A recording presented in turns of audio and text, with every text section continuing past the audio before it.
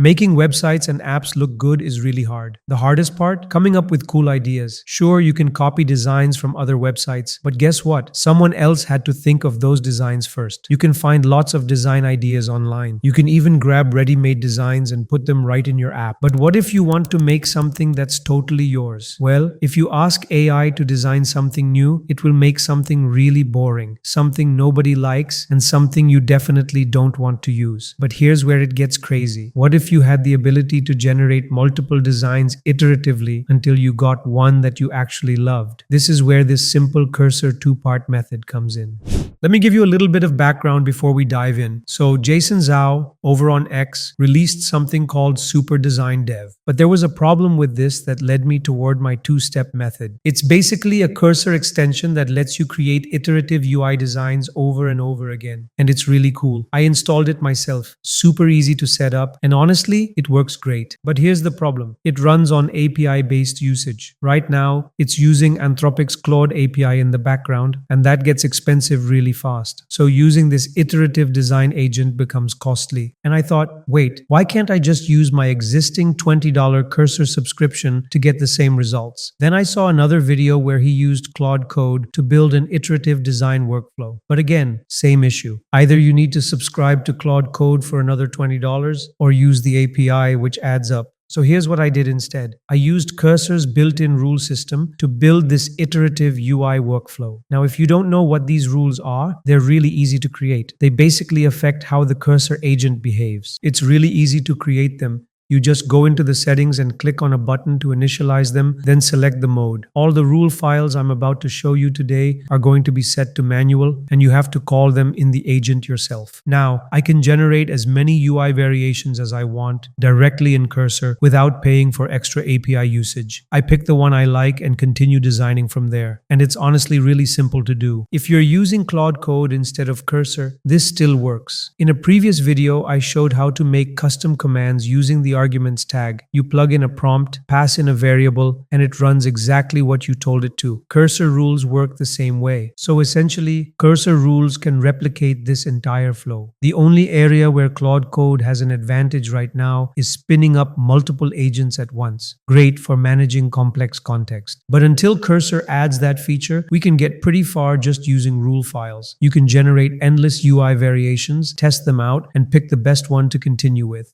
Okay, so before we get into the actual two-step method for generating these iterative designs using Cursor, let me quickly explain how it works at a basic level. In a previous video, I talked about how you can generate a design.json file from any image and then use that to create consistent, beautiful designs. So let me walk you through that. In this example, I started with a simple landing page UI image. I wanted to build designs that followed its color scheme and design language. So I created a custom command in Claude and the same one in Cursor. You can see it right here. Both commands basically do the same thing. They generate multiple designs based on a design.json that gets created using the extractDesign.mdc command. It starts with that. extractDesign.mdc. You give it an image inside Cursor, and it uses a rule file to extract the design details. Once that's done, it saves the design.json in the designs folder. Then, I used both Claude and Cursor to generate UI designs from that file. You can see the two folders side by side, one from Cursor, one from Claude. Let me show you what I mean. I asked Cursor to generate a to-do list tracker using the multiple UI rule file, and since it already had the design.json reference, it used that to create these designs. You can tell they all follow the same color palette and design language from the original image, but each one is slightly different in layout or element styling. I did the exact same thing in Claude Code. This time, I asked it to create a calculator app using the same multiple UI rule. Claude was also able to generate different design variations that stayed consistent with the design language. Now the key difference, Claude spins up multiple agents at once, so it can generate designs much faster if you can afford the API cost or an extra $20. Cursor goes one by one, but in both cases, the output was surprisingly good and very consistent.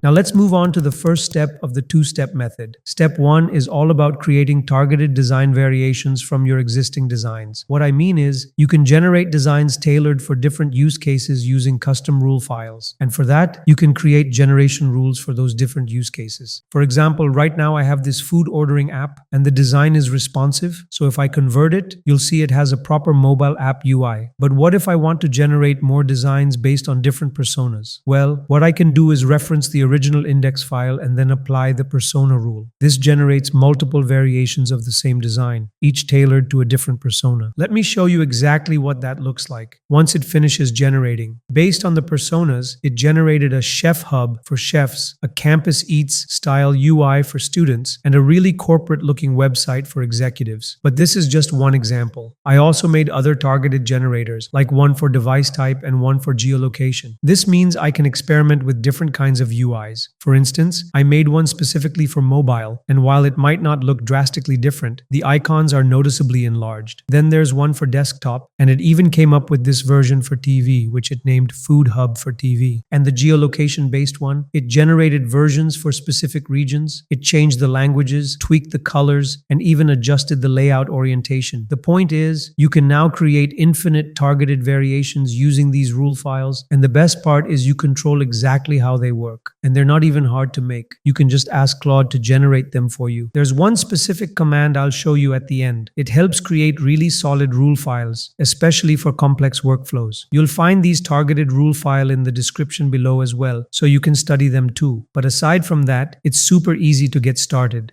Oh, and if you're enjoying the content we're making, I'd really appreciate it if you hit that subscribe button. We're also testing out channel memberships, launched the first tier as a test, and 79 people have joined so far. The support's been incredible, so we're thinking about launching additional tiers. Right now, members get priority replies to your comments. Perfect if you need feedback or have questions.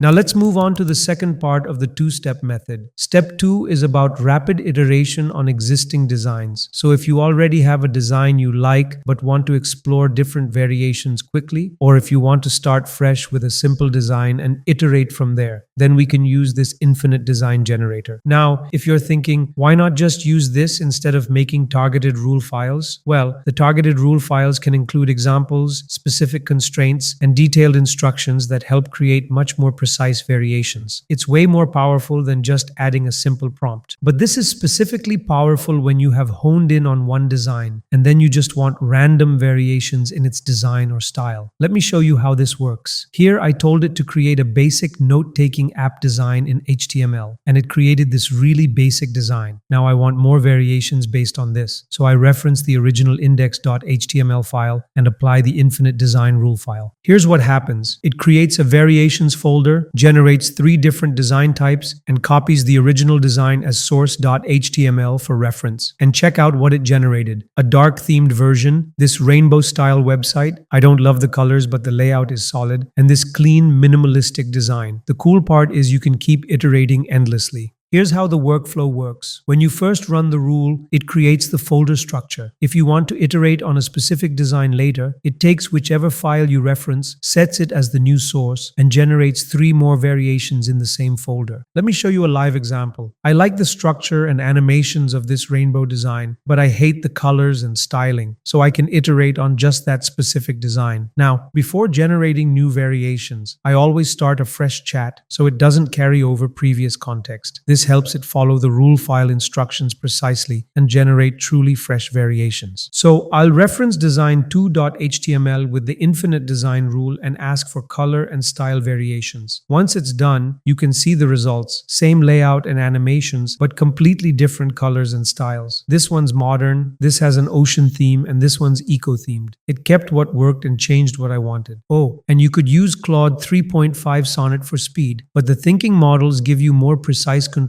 since they can better understand and execute complex rule instructions.